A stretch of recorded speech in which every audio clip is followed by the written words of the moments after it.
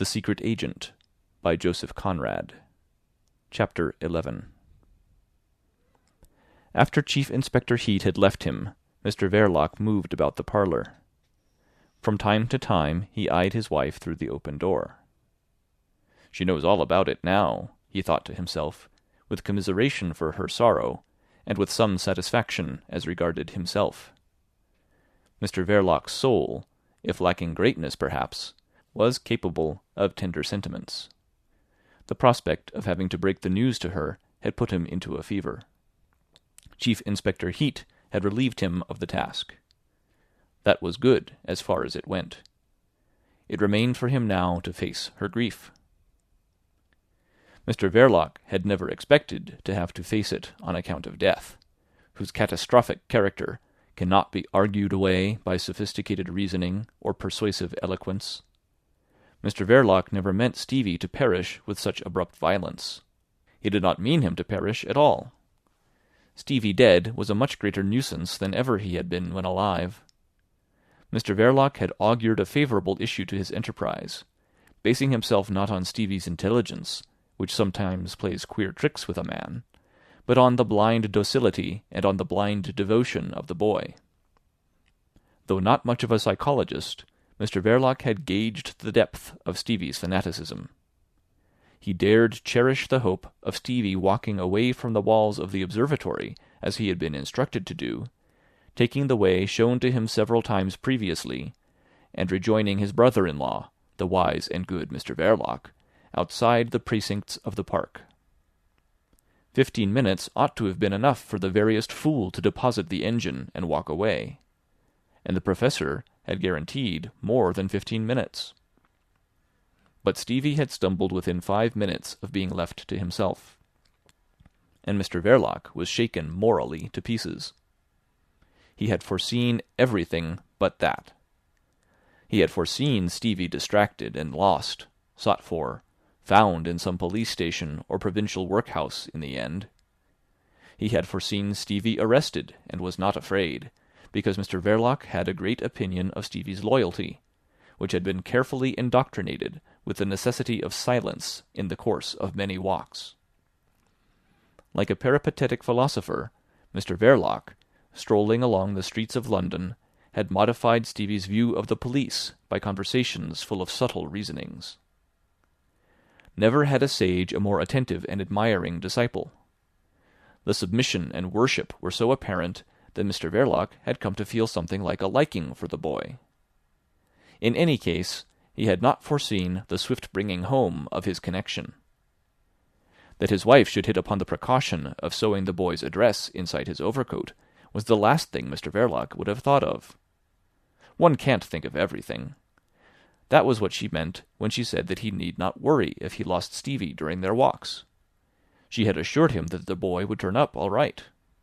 Well, he had turned up with a vengeance.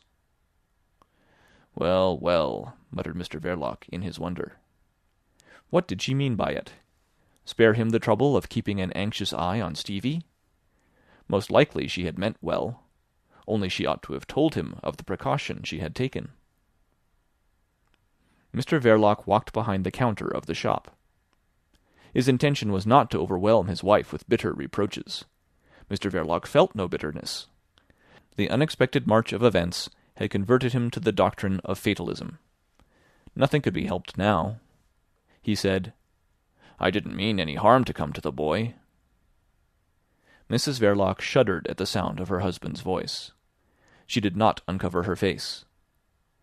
The trusted secret agent of the late Baron Stott Wartenheim looked at her for a time with a heavy, persistent, undiscerning glance. The torn evening paper was lying at her feet. It could not have told her much. Mr. Verloc felt the need of talking to his wife. "It's that damned Heat, eh?" he said. "He upset you. He's a brute blurting it out like this to a woman. I made myself ill thinking how to break it to you. I sat for hours in the little parlour of Cheshire Cheese thinking over the best way. You understand I never meant any harm to come to that boy." Mr. Verloc, the secret agent, was speaking the truth. It was his marital affection that had received the greatest shock from the premature explosion. He added, I didn't feel particularly gay sitting there and thinking of you." He observed another slight shudder of his wife, which affected his sensibility. As she persisted in hiding her face in her hands, he thought he had better leave her alone for a while. On this delicate impulse, Mr. Verloc withdrew into the parlour again, where the gas jet purred like a contented cat. Mrs. Verloc's wifely forethought had left the cold beef on the table with carving-knife and fork and half a loaf of bread for Mr. Verloc's supper. He noticed all these things now for the first time, and, cutting himself a piece of bread and meat, began to eat. His appetite did not proceed from callousness. Mr. Verloc had not eaten any breakfast that day. He had left his home fasting. Not being an energetic man, he found his resolution in nervous excitement, which seemed to hold him mainly by the throat. He could not have swallowed anything solid. Michaelis's cottage was as destitute of provisions as the cell of a prisoner. The ticket of leave apostle lived on a little milk and crusts of stale bread.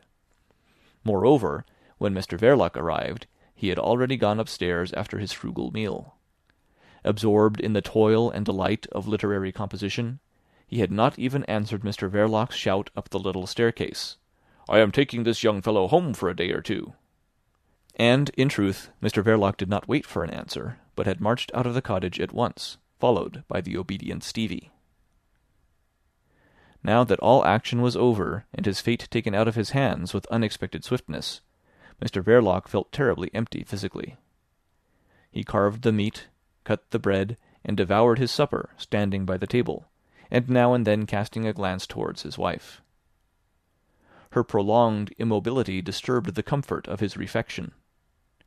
He walked again into the shop and came up very close to her. This sorrow with a veiled face made Mr. Verloc uneasy. He expected, of course, his wife to be very much upset, but he wanted her to pull herself together. He needed all her assistance and all her loyalty in these new conjunctures his fatalism had already accepted. "Can't be helped," he said, in a tone of gloomy sympathy. "Come, Winnie, we've got to think of tomorrow. You'll want all your wits about you after I am taken away." He paused.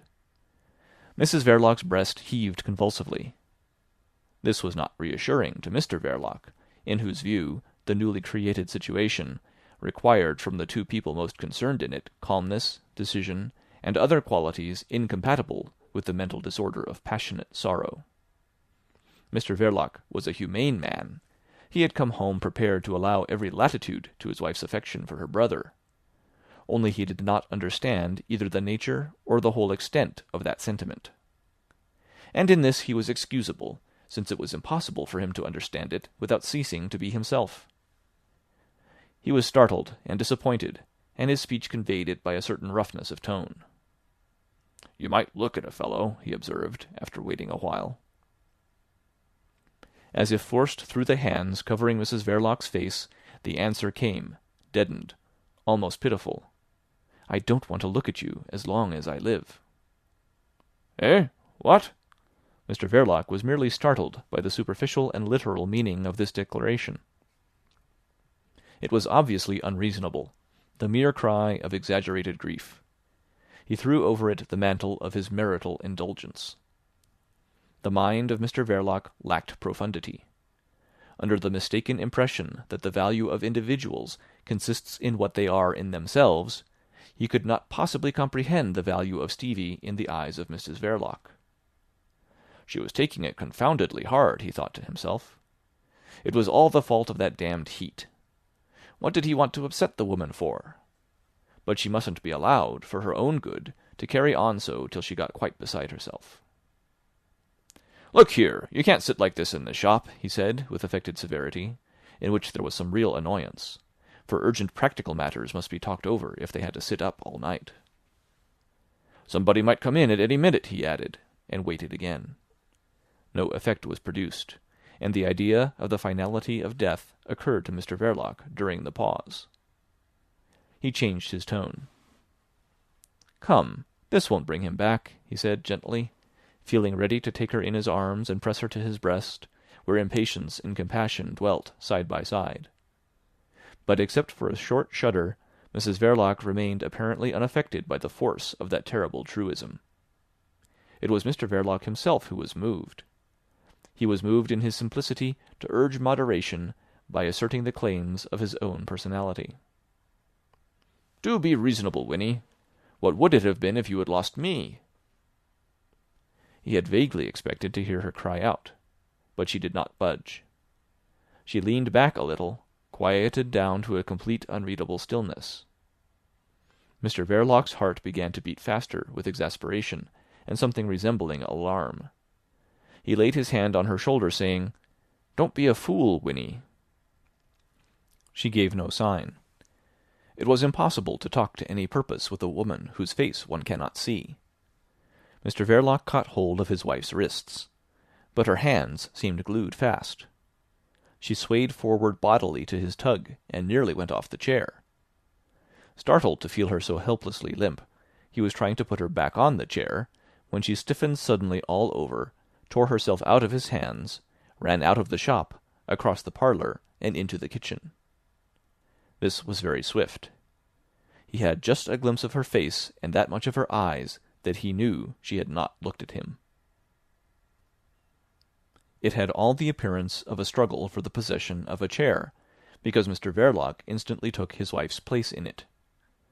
Mr. Verloc did not cover his face with his hands, but a sombre thoughtfulness veiled his features. A term of imprisonment could not be avoided. He did not wish now to avoid it.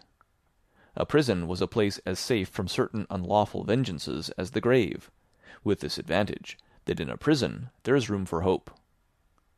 What he saw before him was a term of imprisonment, an early release, and then life abroad somewhere, such as he had contemplated already in case of failure. Well, it was a failure, if not exactly the sort of failure he had feared. It had been so near success that he could have positively terrified Mr. Vladimir out of his ferocious scoffing with this proof of occult efficiency. So at least it seemed now to Mr. Verloc. His prestige with the embassy would have been immense if his wife had not had the unlucky notion of sewing on the address inside Stevie's overcoat. Mr. Verloc, who was no fool, had soon perceived the extraordinary character of the influence he had over Stevie, though he did not understand exactly its origin, the doctrine of his supreme wisdom and goodness inculcated by two anxious women. In all the eventualities he had foreseen, Mr. Verloc had calculated with correct insight on Stevie's instinctive loyalty and blind discretion. The eventuality he had not foreseen had appalled him as a humane man and a fond husband. From every other point of view, it was rather advantageous. Nothing can equal the everlasting discretion of death. Mr. Verloc, sitting perplexed and frightened in the small parlour of the Cheshire Cheese, could not help acknowledging that to himself, because his sensibility did not stand in the way of his judgment. Stevie's violent disintegration, however disturbing to think about, only assured the success. For, of course, the knocking down of a wall was not the aim of Mr. Vladimir's menaces, but the production of a moral effect. With much trouble and distress on Mr. Verloc's part, the effect might be said to have been produced. When, however, most unexpectedly, it came home to roost in Brett Street, Mr. Verloc, who had been struggling like a man in a nightmare for the preservation of his position, accepted the blow in the spirit of a convinced fatalist. The position was gone through no one's fault, really. A small, tiny fact had done it. It was like slipping on a bit of orange peel in the dark and breaking your leg. Mr. Verloc drew a weary breath. He nourished no resentment against his wife. He thought, "She will have to look after the shop while they keep me locked up." And thinking also how cruelly she would miss Stevie at first, he felt greatly concerned about her health and spirits. How would she stand her solitude, absolutely alone in that house? It would not do for her to break down while he was locked up. What would become of the shop then? The shop was an asset. Though Mr. Verloc's fatalism accepted his undoing as a secret agent, he had no mind to be utterly ruined, mostly, it must be owned, from regard for his wife. Silent and out of his line of sight in the kitchen, she frightened him. If only she had had her mother with her. But that silly old woman! An angry dismay possessed Mr. Verloc. He must talk with his wife. He could tell her certainly that a man does get desperate under certain circumstances. But he did not go incontinently to impart to her that information. First of all, it was clear to him that this evening was no time for business. He got up to close the street door and put the gas out in the shop.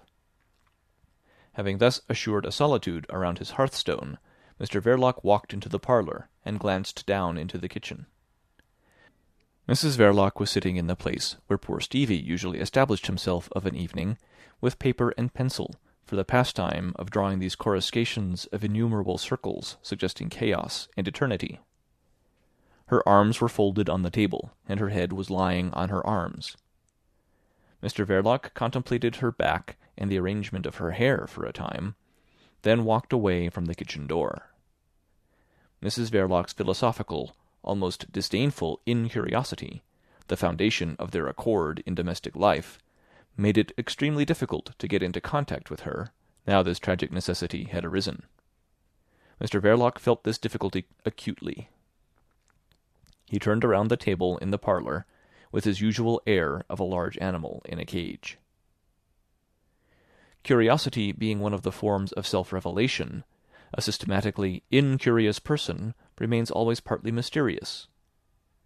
Every time he passed near the door, Mr. Verloc glanced at his wife uneasily. It was not that he was afraid of her. Mr. Verloc imagined himself loved by that woman.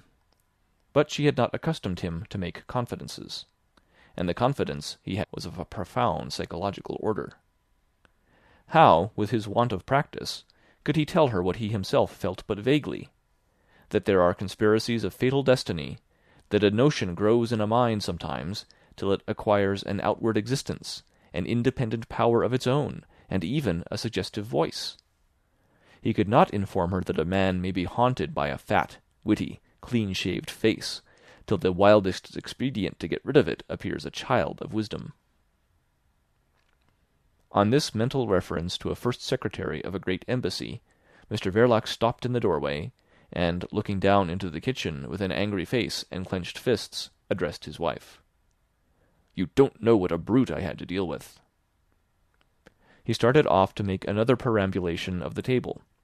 Then, when he had come to the door again, he stopped, glaring in from the height of 2 steps. "A silly, jeering, dangerous brute, with no more sense than...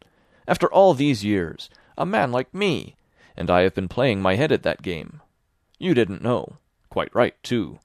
What was the good of telling you that I stood the risk of having a knife stuck into me any time these 7 years we've been married? I am not a chap to worry a woman that's fond of me. You had no business to know."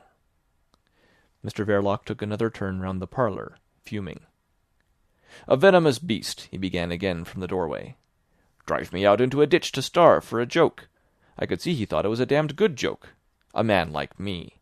Look here. Some of the highest in the world got to thank me for walking on their 2 legs to this day. That's the man you've got married to, my girl." He perceived that his wife had sat up. Mrs. Verloc's arms remained lying stretched on the table. Mr. Verloc watched at her back as if he could read there the effect of his words. "There isn't a murdering plot for the last 11 years that I hadn't my finger in at the risk of my life. There's scores of these revolutionists I've sent off, with their bombs in their blamed pockets, to get themselves caught on the frontier. The old Baron knew what I was worth to his country, and here suddenly a swine comes along, an ignorant, overbearing swine." Mr. Verloc, stepping slowly down 2 steps, entered the kitchen, took a tumbler off the dresser, and, holding it in his hand, approached the sink, without looking at his wife. "It wasn't the old Baron who would have had the wicked folly of getting me to call on him at 11 in the morning. There are 2 or 3 in this town that, if they had seen me going in, would have made no bones about knocking me on the head sooner or later. It was a silly, murderous trick to expose for nothing a man like me."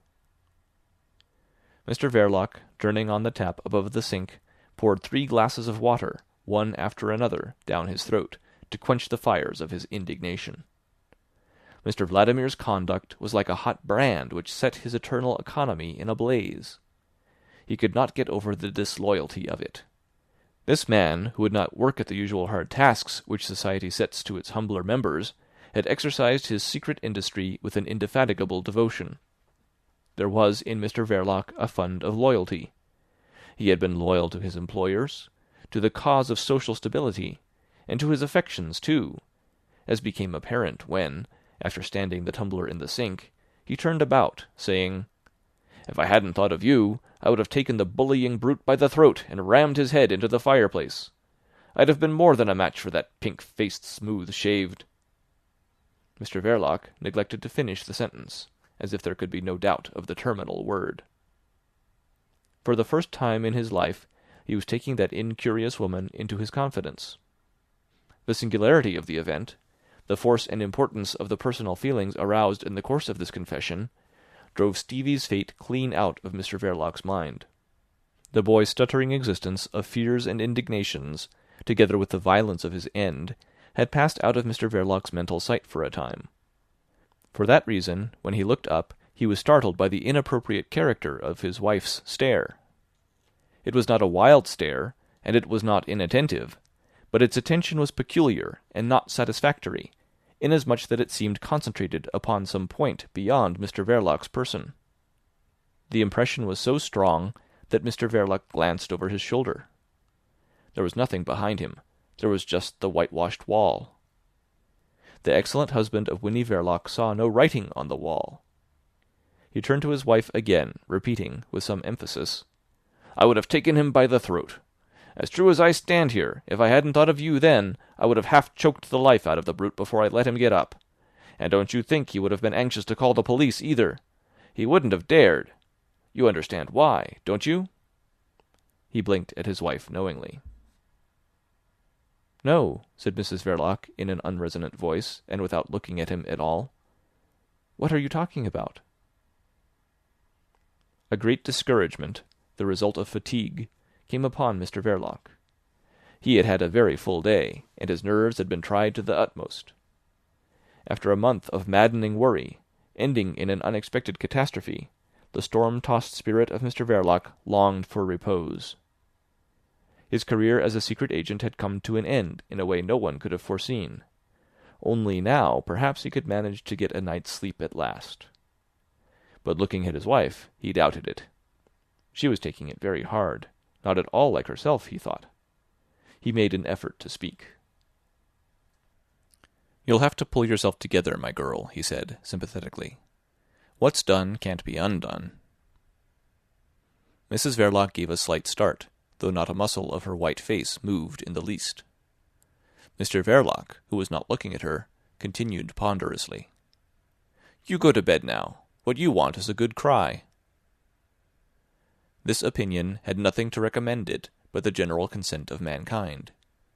It is universally understood that, as if it were nothing more substantial than vapour floating in the sky, every emotion of a woman is bound to end in a shower. And it is very probable that, had Stevie died in his bed under her despairing gaze, in her protecting arms, Mrs. Verloc's grief would have found relief in a flood of bitter and pure tears. Mrs. Verloc, in common with other human beings, was provided with a fund of unconscious resignation sufficient to meet the normal manifestation of human destiny. Without troubling her head about it, she was aware that it did not stand looking into very much. But the lamentable circumstances of Stevie's end, which to Mr. Verloc's mind had only an episodic character as part of a greater disaster, dried her tears at their very source. It was the effect of a white-hot iron drawn across her eyes. At the same time her heart, hardened and chilled into a lump of ice, kept her body in an inward shudder, set her features into a frozen contemplative immobility addressed to a whitewashed wall with no writing on it. The exigencies of Mrs. Verloc's temperament, which, when stripped of its philosophical reserve, was maternal and violent, forced her to roll a series of thoughts in her motionless head. These thoughts were rather imagined than expressed. Mrs. Verloc was a woman of singularly few words, either for public or private use.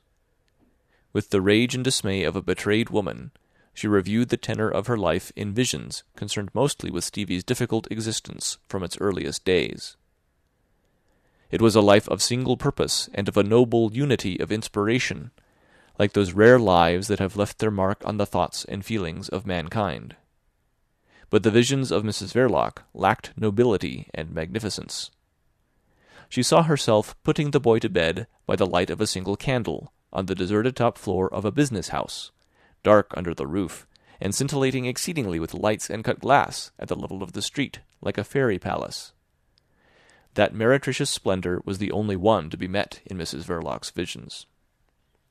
She remembered brushing the boy's hair and tying his pinafores, herself in a pinafore still. The consolations administered to a small and badly scared creature by another creature nearly as small but not quite so badly scared. She had the vision of the blows intercepted, often with her own head, of a door desperately held shut against a man's rage, not for very long, of a poker flung once, not very far, which stilled that particular storm into the dumb and awful silence which follows a thunderclap. And all these scenes of violence came and went, accompanied by the unrefined noise of deep vociferations, proceeding from a man wounded in his paternal pride, declaring himself obviously accursed, since one of his kids was a slobbering idiot, and the other a wicked she-devil. It was of her that this had been said many years ago. Mrs. Verloc heard the words again in a ghostly fashion, and then the dreary shadow of the Belgravian mansion descended upon her shoulders. It was a crushing memory, an exhausting vision of countless breakfast trays carried up and down innumerable stairs, of endless haggling over pence, of the endless drudgery of sweeping, dusting, cleaning from basement to attics, while the impotent mother, staggering on swollen legs, cooked in a grimy kitchen, and poor Stevie, the unconscious presiding genius of all their toil, blacked the gentlemen's boots in the scullery. But this vision had a breath of a hot London summer in it, and for a central figure, a young man wearing his Sunday best, with a straw hat on his dark head and a wooden pipe in his mouth. Affectionate and jolly, he was a fascinating companion for a voyage down the sparkling stream of life, only his boat was very small. There was room in it for a girl partner at the oar, but no accommodation for passengers. He was allowed to drift away from the threshold of the Belgravian mansion, while Winnie averted her tearful eyes. He was not a lodger. The lodger was Mr. Verloc, indolent and keeping late hours, sleepily jocular of a morning from under his bedclothes, but with gleams of infatuation in his heavy-lidded eyes, and always with some money in his pockets. There was no sparkle of any kind on the lazy stream of his life. It flowed through secret places. But his bark seemed a roomy craft, and his taciturn magnanimity accepted as a matter of course the presence of passengers. Mrs. Verloc pursued the visions of 7 years' security for Stevie, loyally paid for on her part, of security growing into confidence, into a domestic feeling, stagnant and deep like a placid pool, whose guarded surface hardly shuddered on the occasional passage of Comrade Ossipon, the robust anarchist with shamelessly inviting eyes, whose glance had a corrupt clearness sufficient to enlighten any woman not absolutely imbecile. A few seconds only had elapsed since the last word had been uttered aloud in the kitchen, and Mrs. Verloc was staring already at the vision of an episode not more than a fortnight old. With eyes whose pupils were extremely dilated, she stared at the vision of her husband and poor Stevie walking up Brett Street side by side away from the shop. It was the last scene of an existence created by Mrs. Verloc's genius, an existence foreign to all grace and charm, without beauty and almost without decency, but admirable in the continuity of feeling and tenacity of purpose.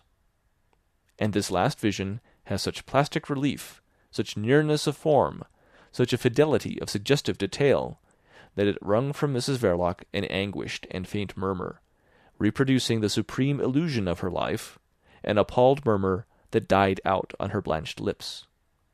Might have been father and son. Mr. Verloc stopped and raised a careworn face. "Eh, what did you say?" he asked. Receiving no reply, he resumed his sinister tramping. Then, with a menacing flourish of a thick, fleshy fist, he burst out, "Yes, the embassy people. A pretty lot, ain't they? Before a week's out, I'll make some of them wish themselves 20 feet underground. Eh, what?" He glanced sideways, with his head down. Mrs. Verloc gazed at the whitewashed wall. A blank wall, perfectly blank. A blankness to run at and dash your head against. Mrs. Verloc remained immovably seated. She kept still, as the population of half the globe would keep still in astonishment and despair were the sun suddenly put out in the summer sky by the perfidy of a trusted providence. "The embassy," Mr. Verloc began again, after a preliminary grimace which bared his teeth wolfishly. "I wish I could get loose in there with a cudgel for half an hour. I would keep on hitting till there wasn't a single unbroken bone left amongst the whole lot. But never mind, I'll teach them yet what it means, trying to throw out a man like me to rot in the streets. I've a tongue in my head. All the world shall know what I've done for them. I am not afraid. I don't care. Everything'll come out. Every damned thing. Let them look out." In these terms did Mr. Verloc declare his thirst for revenge. It was a very appropriate revenge. It was in harmony with the promptings of Mr. Verloc's genius. It had also the advantage of being within the range of his powers, and of adjusting itself easily to the practice of his life, which had consisted precisely in betraying the secret and unlawful proceedings of his fellow men. Anarchists or diplomats were all one to him. Mr. Verloc was temperamentally no respecter of persons. His scorn was equally distributed over the whole field of his operations. But as a member of a revolutionary proletariat, which he undoubtedly was, he nourished a rather inimical sentiment against social distinction. "Nothing on earth can stop me now," he added, and paused, looking fixedly at his wife, who was looking fixedly at a blank wall. The silence in the kitchen was prolonged, and Mr. Verloc felt disappointed. He had expected his wife to say something. But Mrs. Verloc's lips, composed in their usual form, preserved a statuesque immobility like the rest of her face, and Mr. Verloc was disappointed. Yet the occasion did not, he recognized, demand speech from her. She was a woman of very few words. For reasons involved in the very foundation of his psychology, Mr. Verloc was inclined to put his trust in any woman who had given herself to him. Therefore he trusted his wife. Their accord was perfect, but it was not precise. It was a tacit accord, congenial to Mrs. Verloc's incuriosity and to Mr. Verloc's habits of mind, which were indolent and secret. They refrained from going to the bottom of facts and motives. This reserve, expressing in a way their profound confidence in each other, introduced at the same time a certain element of vagueness into their intimacy. No system of conjugal relations is perfect.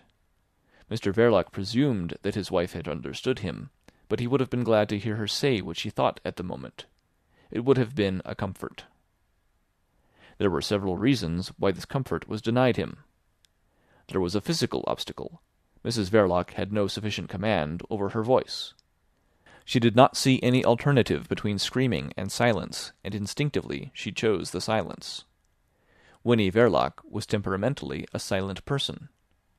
And there was the paralyzing atrocity of the thought which occupied her. Her cheeks were blanched, her lips ashy, her immobility amazing. And she thought, without looking at Mr. Verloc, "This man took the boy away to murder him.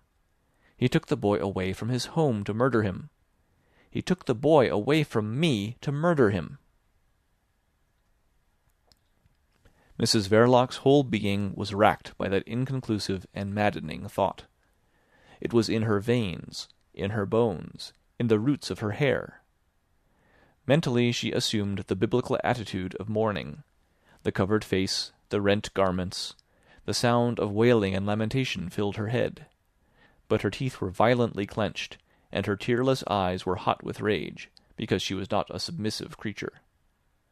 The protection she had extended over her brother had been, in its origin, of a fierce and indignant complexion. She had to love him with a militant love. She had battled for him, even against herself. His loss had the bitterness of defeat, with the anguish of a baffled passion. It was not an ordinary stroke of death.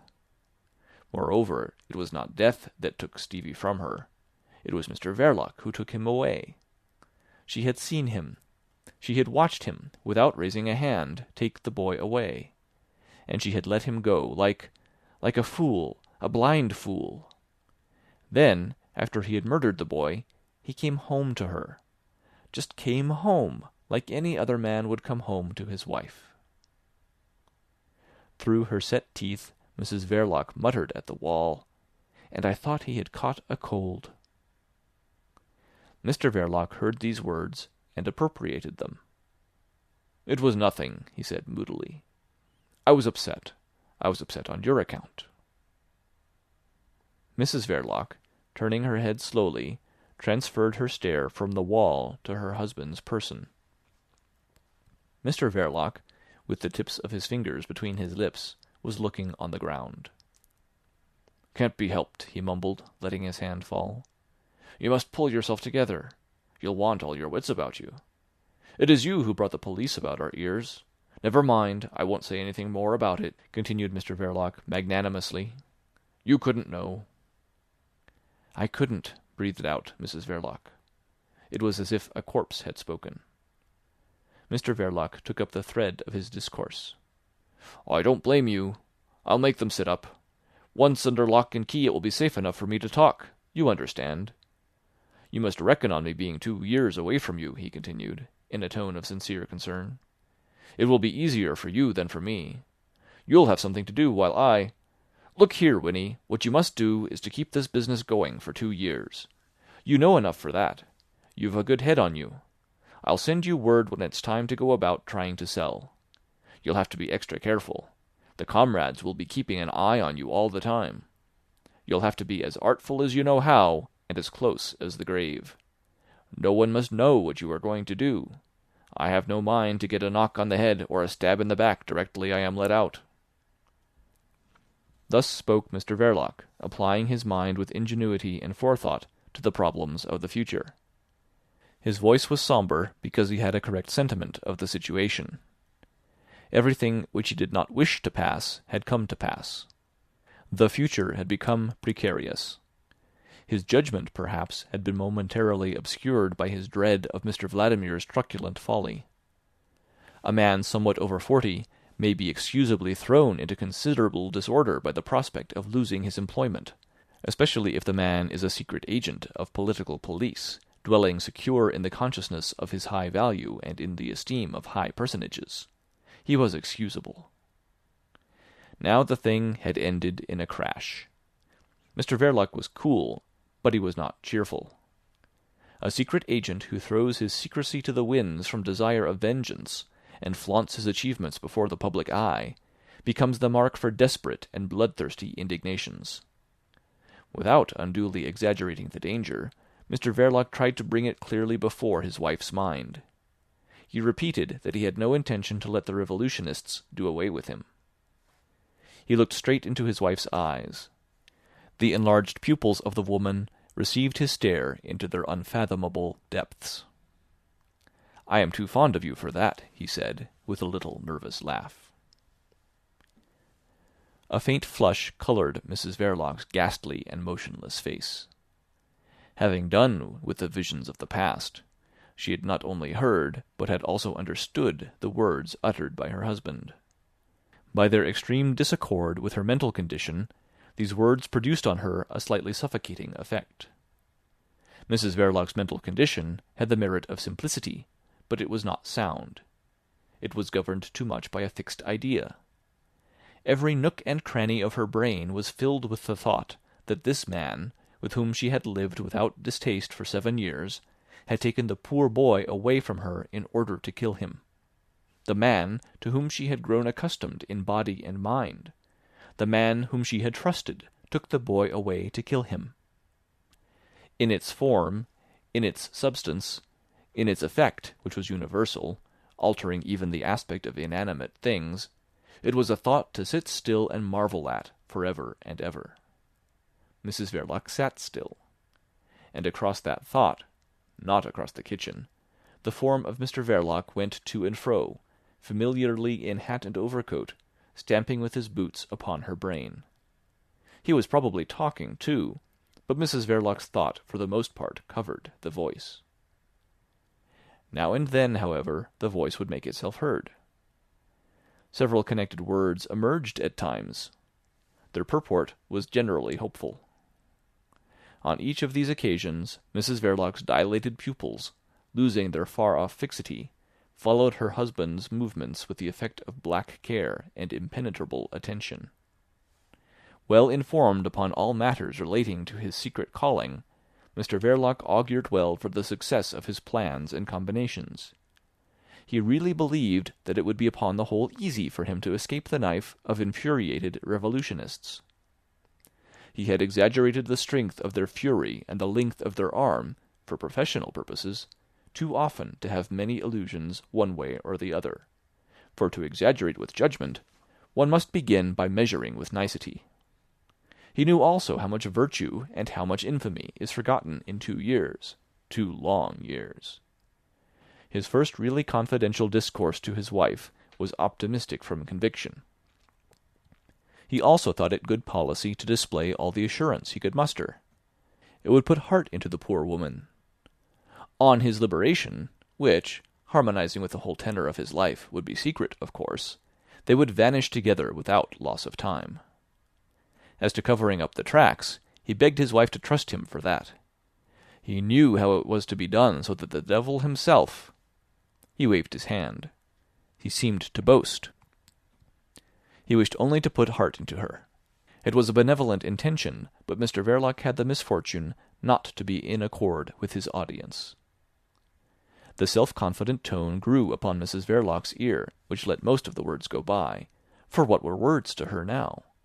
What could words do to her, for good or evil in the face of her fixed idea?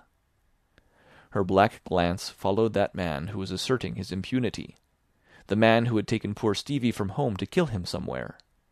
Mrs. Verloc could not remember exactly where, but her heart began to beat very perceptibly. Mr. Verloc, in a soft and conjugal tone, was now expressing his firm belief that there were yet a good few years of quiet life before them both. He did not go into the question of means. A quiet life it must be, and, as it were, nestling in the shade, concealed among men whose flesh is grass, modest like the life of violets. The words used by Mr. Verloc were, "Lie low for a bit," and far from England, of course. It was not clear whether Mr. Verloc had in his mind Spain or South America, but at any rate somewhere abroad. This last word, falling into Mrs. Verloc's ear, produced a definite impression. This man was talking of going abroad. The impression was completely disconnected, and such is the force of mental habit that Mrs. Verloc at once and automatically asked herself, "And what of Stevie?" It was a sort of forgetfulness, but instantly she became aware that there was no longer any occasion for anxiety on that score. There would never be any occasion any more. The poor boy had been taken out and killed. The poor boy was dead. This shaking piece of forgetfulness stimulated Mrs. Verloc's intelligence. She began to perceive certain consequences which would have surprised Mr. Verloc. There was no need for her now to stay there, in that kitchen, in that house, with that man, since the boy was gone forever. No need whatever. And on that, Mrs. Verloc rose as if raised by a spring. But neither could she see what there was to keep her in the world at all. And this inability arrested her. Mr. Verloc watched her with marital solicitude. "You're looking more like yourself," he said uneasily. Something peculiar in the blackness of his wife's eyes disturbed his optimism. At that precise moment, Mrs. Verloc began to look upon herself as released from all earthly ties. She had her freedom. Her contract with existence, as represented by that man standing over there, was at an end. She was a free woman. Had this view become in some way perceptible to Mr. Verloc, he would have been extremely shocked. In his affairs of the heart Mr. Verloc had always been carelessly generous, yet always with no other idea than that of being loved for himself. Upon this matter, his ethical notions being in agreement with his vanity, he was completely incorrigible. That this should be so in the case of his virtuous and legal connection he was perfectly certain. He had grown older, fatter, heavier, in the belief that he lacked no fascination for being loved for his own sake. When he saw Mrs. Verloc starting to walk out of the kitchen without a word, he was disappointed. "Where are you going to?" he called out, rather sharply. "Upstairs." Mrs. Verloc, in the doorway, turned at the voice. An instinct of prudence, born of fear, the excessive fear of being approached and touched by that man, induced her to nod at him slightly, from the height of 2 steps, with a stir of the lips which the conjugal optimism of Mr. Verloc took for a wan and uncertain smile. "That's right," he encouraged her gruffly. "Rest and quiet's what you want. Go on. It won't be long before I am with you." Mrs. Verloc, the free woman who had really no idea where she was going to, obeyed the suggestion with rigid steadiness. Mr. Verloc watched her. She disappeared up the stairs. He was disappointed. There was that within him which would have been more satisfied if she had been moved to throw herself upon his breast. But he was generous and indulgent, when he was always undemonstrative and silent. Neither was Mr. Verloc himself prodigal of endearments and words as a rule.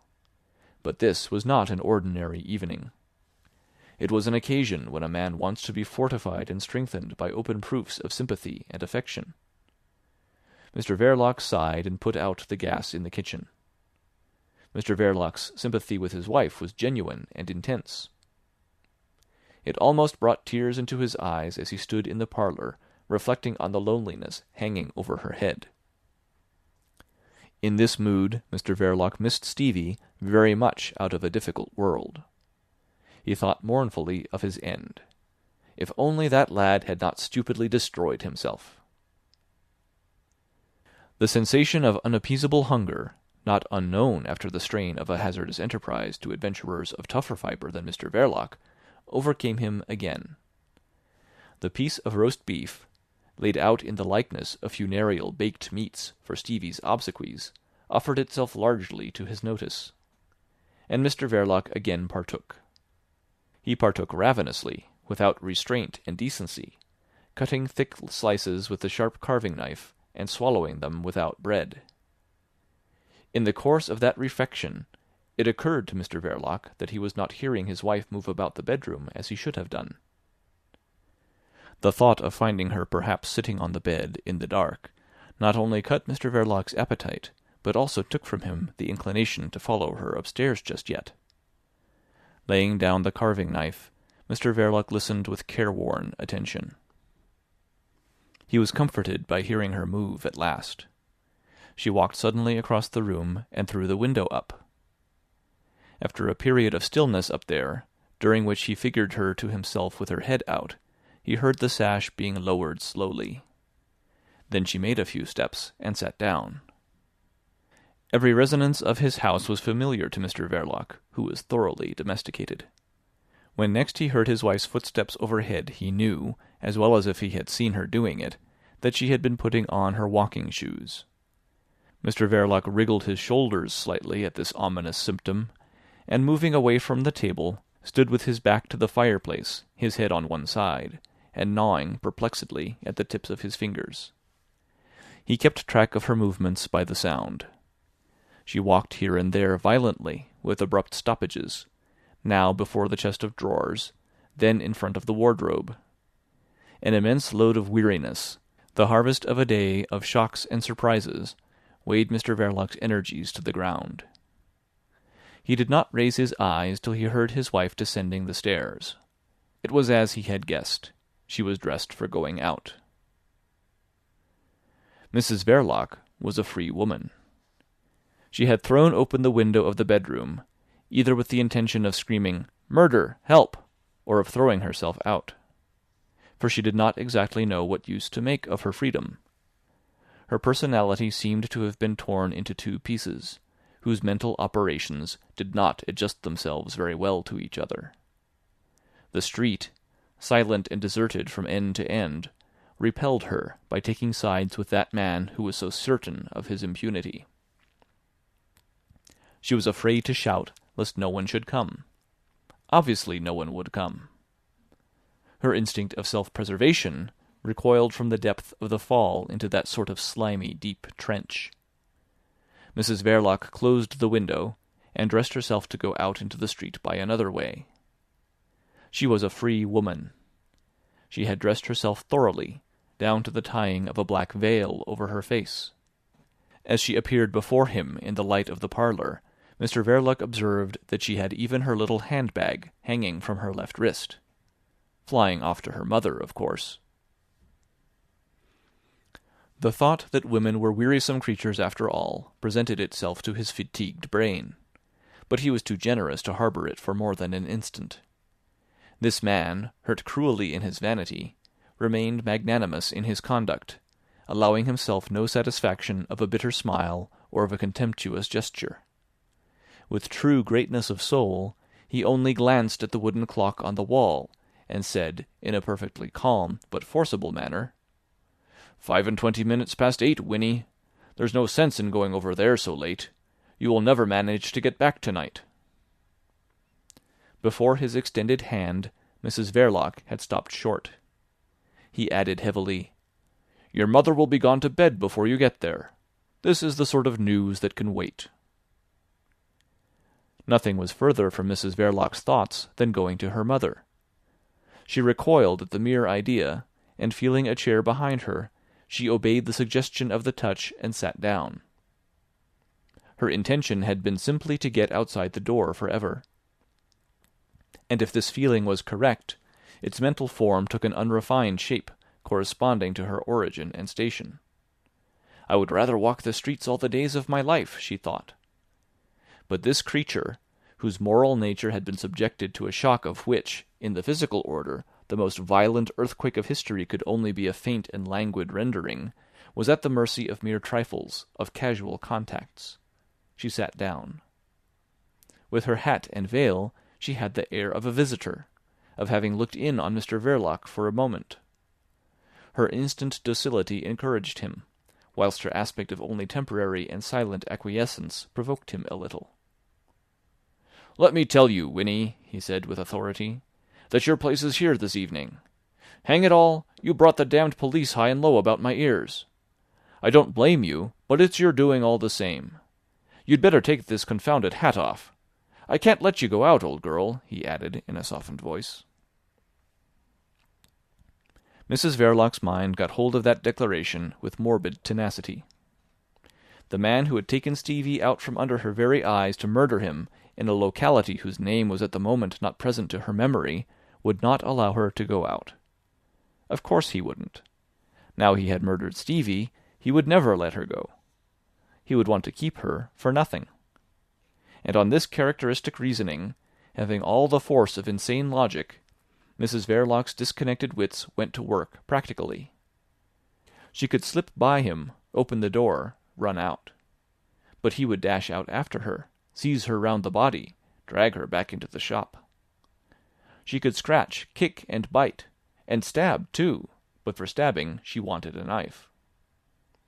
Mrs. Verloc sat still under her black veil, in her own house, like a masked and mysterious visitor of impenetrable intentions. Mr. Verloc's magnanimity was not more than human. She had exasperated him at last. "Can't you say something? You have your own dodges for vexing a man. Oh, yes, I know your deaf and dumb trick. I've seen you at it before today, but just now it won't do. And to begin with, take this damned thing off.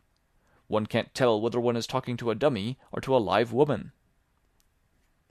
He advanced, and stretching out his hand, dragged the veil off, unmasking a still, unreadable face, against which his nervous exasperation was shattered like a glass bubble flung against a rock. "That's better," he said, to cover his momentary uneasiness, and retreated back to his old station by the mantelpiece. It never entered his head that his wife could give him up. He felt a little ashamed of himself, for he was fond and generous. What could he do? Everything had been said already. He protested vehemently. "By heavens, you know that I hunted high and low. I ran the risk of giving myself away to find somebody for that accursed job. And I tell you again, I couldn't find anyone crazy enough or hungry enough. What do you take me for? A murderer, or what? The boy is gone. Do you think I wanted him to blow himself up? He's gone. His troubles are over. Ours are just going to begin, I tell you, precisely because he did blow himself. I don't blame you, but just try to understand that it was a pure accident, as much an accident as if he had been run over by a bus while crossing the street.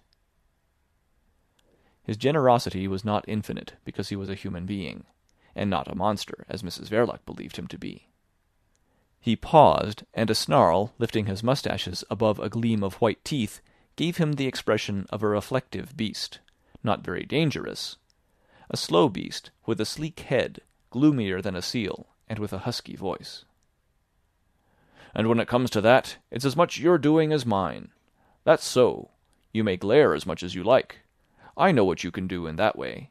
Strike me dead if I ever would have thought of the lad for that purpose. It was you who kept on shoving him in my way when I was half distracted with the worry of keeping the lot of us out of trouble. What the devil made you? One would think you were doing it on purpose.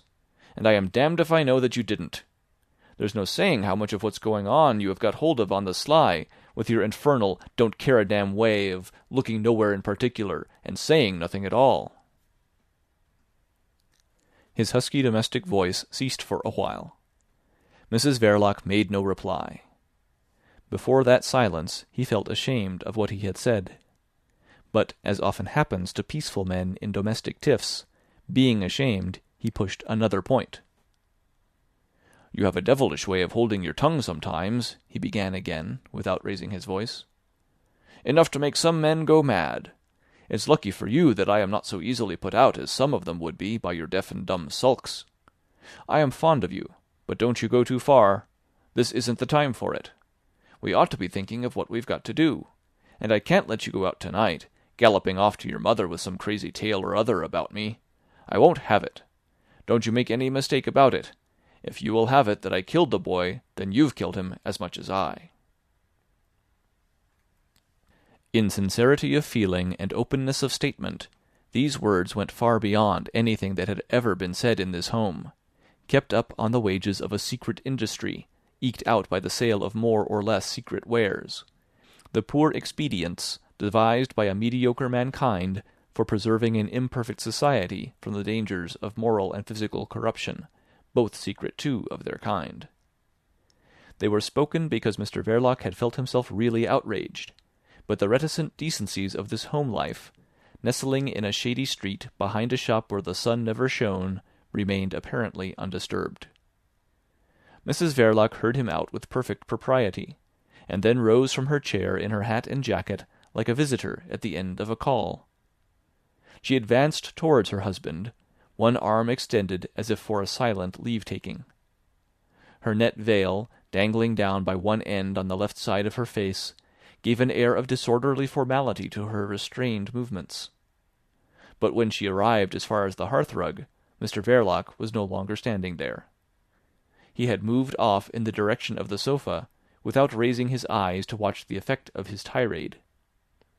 He was tired, resigned in a truly marital spirit.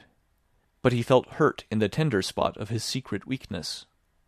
If she would go on sulking in that dreadful overcharged silence, why then she must. She was a master in that domestic art. Mr. Verloc flung himself heavily upon the sofa, disregarding as usual the fate of his hat, which, as if accustomed to take care of itself, made for a safe shelter under the table. He was tired. The last particle of his nervous force had been expended in the wonders and agonies of this day, full of surprising failures, coming at the end of a harassing month of scheming and insomnia. He was tired. A man isn't made of stone. Hang everything! Mr. Verloc reposed characteristically, clad in his outdoor garments. One side of his open overcoat was lying partly on the ground. Mr. Verloc wallowed on his back. But he longed for a more perfect rest, for sleep, for a few hours of delicious forgetfulness. That would come later. Provisionally he rested. And he thought, "I wish she would give over this damned nonsense. It's exasperating." There must have been something imperfect in Mrs. Verloc's sentiment of regained freedom. Instead of taking the way of the door, she leaned back, with her shoulders against the tablet of the mantelpiece, as a wayfarer rests against a fence. A tinge of wildness in her aspect was derived from the black veil hanging like a rag against her cheek, and from the fixity of her black gaze, where the light of the room was absorbed and lost without the trace of a single gleam. This woman, capable of a bargain the mere suspicion of which would have been infinitely shocking to Mr. Verloc's idea of love, remained irresolute, as if scrupulously aware of something wanting on her part for the formal closing of the transaction. On the sofa, Mr. Verloc wriggled his shoulders into perfect comfort, and from the fullness of his heart emitted a wish which was certainly as pious as anything likely to come from such a source. "I wish to goodness," he growled huskily, "I had never seen Greenwich Park or anything belonging to it." The veiled sound filled the small room with its moderate volume, well adapted to the modest nature of the wish. The waves of air of the proper length, propagated in accordance with correct mathematical formulas, flowed around all the inanimate things in the room, lapped against Mrs. Verloc's head as if it had been a head of stone. And incredible as it may appear, the eyes of Mrs. Verloc seemed to grow still larger. The audible wish of Mr. Verloc's overflowing heart flowed into an empty place in his wife's memory. Greenwich Park. A park. That's where the boy was killed. A park. Smashed branches, torn leaves, gravel, bits of brotherly flesh and bone, all spouting up together in the manner of a firework. She remembered now what she had heard, and she remembered it pictorially. They had to gather him up with the shovel. Trembling all over with irrepressible shudders, she saw before her the very implement with its ghastly load scraped up from the ground. Mrs. Verloc closed her eyes desperately, throwing upon that vision the night of her eyelids, where, after a rain-like fall of mangled limbs, the decapitated head of Stevie lingered suspended alone and fading out slowly like the last star of a pyrotechnic display. Mrs. Verloc opened her eyes. Her face was no longer stony. Anybody could have noted the subtle change on her features, in the stare of her eyes, giving her a new and startling expression, an expression seldom observed by competent persons under the conditions of leisure and security demanded for thorough analysis, but whose meaning could not be mistaken at a glance. Mrs. Verloc's doubts as to the end of the bargain no longer existed. Her wits, no longer disconnected, were working under the control of her will. But Mr. Verloc observed nothing. He was reposing in that pathetic condition of optimism induced by an excess of fatigue. He did not want any more trouble, with his wife, too, of all people in the world. He had been unanswerable in his vindication. He was loved for himself. The present phase of her silence he interpreted favourably. This was the time to make it up with her. The silence had lasted long enough. He broke it by calling to her in an undertone. "Winnie." "Yes," answered obediently Mrs. Verloc, the free woman. She commanded her wits now, her vocal organs. She felt herself to be in an almost preternaturally perfect control of every fibre of her body. It was all her own, because the bargain was at an end. She was clear-sighted. She had become cunning. She chose to answer him so readily for a purpose. She did not wish that man to change his position on the sofa, which was very suitable to the circumstances. She succeeded. The man did not stir. But after answering him she remained leaning negligently against the mantelpiece in the attitude of a resting wayfarer. She was unhurried. Her brow was smooth. The head and shoulders of Mr. Verloc were hidden from her by the high side of the sofa. She kept her eyes fixed on his feet. She remained thus mysteriously still and suddenly collected, till Mr. Verloc was heard with an accent of marital authority, and moving slightly to make room for her to sit on the edge of the sofa. "Come here," he said, in a peculiar tone, which might have been the tone of brutality, but was intimately known to Mrs. Verloc as the note of wooing. She started forward at once, as if she were still a loyal woman, bound to that man by an unbroken contract. Her right hand skimmed slightly to the end of the table, and when she had passed on towards the sofa, the carving knife had vanished without the slightest sound from the side of the dish. Mr. Verloc heard the creaky plank in the floor, and was content. He waited. Mrs. Verloc was coming. As if the homeless soul of Stevie had flown for shelter straight to the breast of his sister, guardian, and protector, the resemblance of her face with that of her brother grew at every step, even to the droop of the lower lip, even to the slight divergence of the eyes. But Mr. Verloc did not see that. He was lying on his back and staring upwards. He saw partly on the ceiling and partly on the wall the moving shadow of an arm with a clenched hand holding a carving knife. It flickered up and down. Its movements were leisurely. They were leisurely enough for Mr. Verloc to recognize the limb and the weapon. They were leisurely enough for him to take in the full meaning of the portent, and to taste the flavour of death rising in his gorge. His wife had gone raving mad, murdering mad.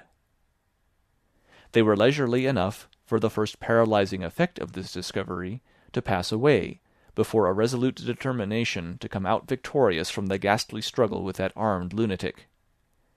They were leisurely enough for Mr. Verloc to elaborate a plan of defence, involving a dash behind the table and the felling of the woman to the ground with a heavy wooden chair. But they were not leisurely enough to allow Mr. Verloc the time to move either hand or foot. The knife was already planted in his breast. It met no resistance on its way. Hazard has such accuracies. Into that plunging blow, delivered over the side of the couch, Mrs. Verloc had put all the inheritance of her immemorial and obscure descent, the simple ferocity of the age of caverns, and the unbalanced nervous fury of the age of bar-rooms. Mr. Verloc, the secret agent, turning slightly on his side with the force of the blow, expired without stirring a limb, in the muttered sound of the word "don't," by way of protest. Mrs. Verloc had let go the knife, and her extraordinary resemblance to her late brother had faded, had become very ordinary now. She drew a deep breath, the first easy breath since Chief Inspector Heat had exhibited to her the labelled piece of Stevie's overcoat. She leaned forward on her folded arms over the side of the sofa. She adopted that easy attitude, not in order to watch or gloat over the body of Mr. Verloc, but because of the undulatory and swinging movements of the parlour, which for some time behaved as though it were at sea in a tempest. She was giddy, but calm. She had become a free woman, with a perfection of freedom which left her nothing to desire, and absolutely nothing to do, since Stevie's urgent claim on her devotion no longer existed. Mrs. Verloc, who thought in images, was not troubled now by visions, because she did not think at all, and she did not move. She was a woman enjoying her complete irresponsibility and endless leisure, almost in the manner of a corpse. She did not move, she did not think. Neither did the mortal envelope of the late Mr. Verloc reposing on the sofa. Except for the fact that Mrs. Verloc breathed, these two would have been perfect in accord. That accord of prudent reserve, without superfluous words, and sparing of signs, which had been the foundation of their respectable home life. For it had been respectable, covering, by a decent reticence, the problems that may arise in the practice of a secret profession and the commerce of shady wares. To the last its decorum had remained undisturbed by unseemly shrieks and other misplaced sincerities of conduct. And after the striking of the blow, this respectability was continued in immobility and silence. Nothing moved in the parlour till Mrs. Verloc raised her head slowly and looked at the clock with inquiring mistrust.